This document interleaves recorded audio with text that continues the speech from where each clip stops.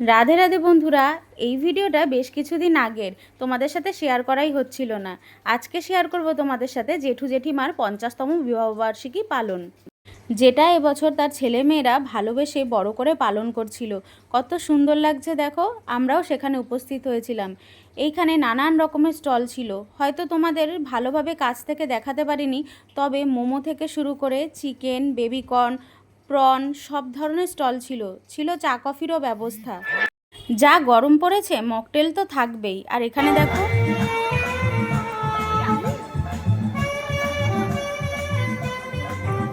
এত সুন্দরভাবে বাজাচ্ছিল মেয়েটা, তাই ক্যাপচার না করে আর থাকতে পারলাম না। খেতে বসতে বসতে প্রায় অনেকটাই রাত হয়ে গেছিলো।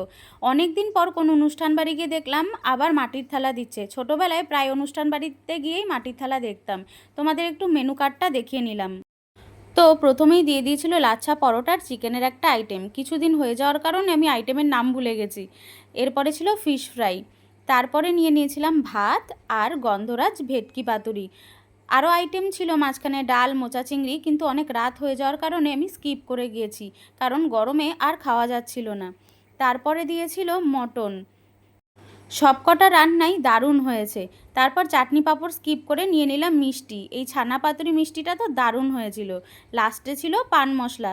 ভিডিওটা ভালো লাগলে লাইক, কমেন্ট, শেয়ার করো আর ফলো করে দিয়ে পাশে থেকো। টাটা।